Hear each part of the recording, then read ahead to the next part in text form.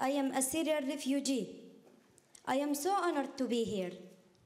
First, I want to say thank you to the UK for welcoming me and my family. We are so grateful to have a normal life again.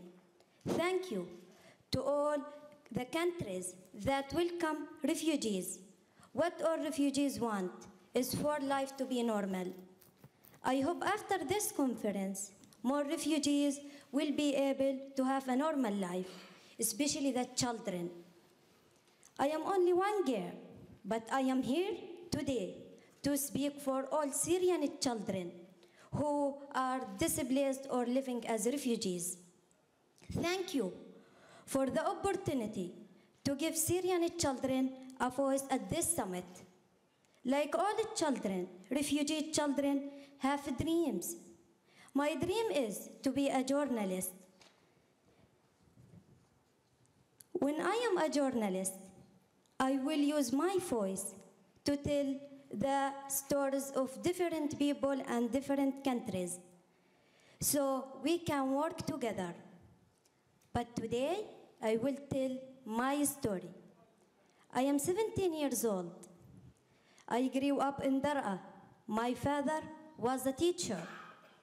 I have 2 brothers and 1 sister.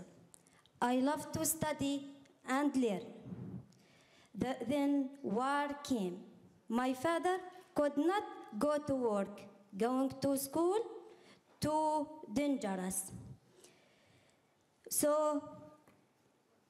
Too dangerous.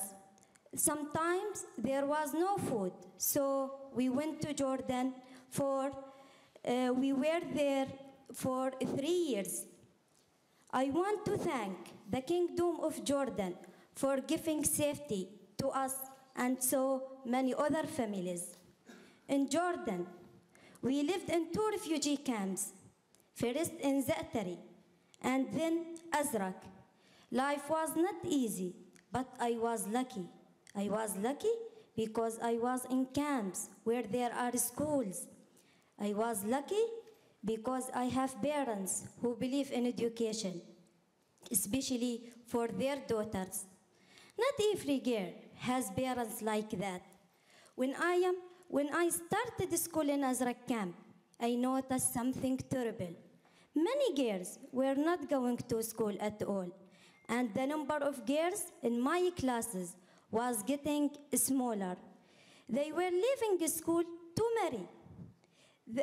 Some were only 14 or 15 years old. Often they didn't know what marriage means.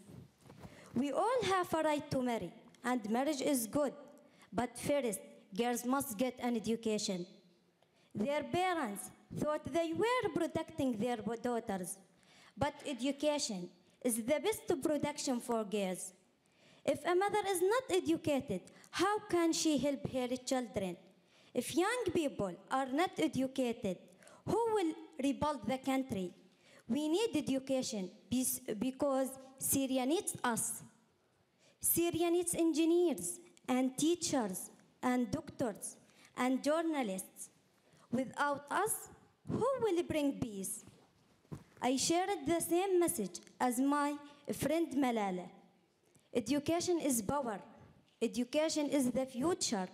Education makes us who we want to be. You know this is true.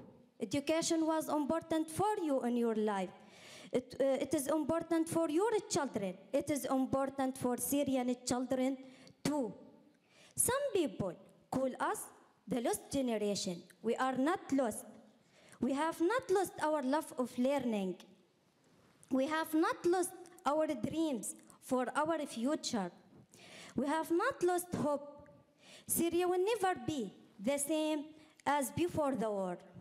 I hope it can be better. Will you help us? Will you fund the education we need to make our hopes and dreams come true? One day, when I am a journalist, there is a story I want to write. I want to write the story of how all the Syrian children come home to lift up their country.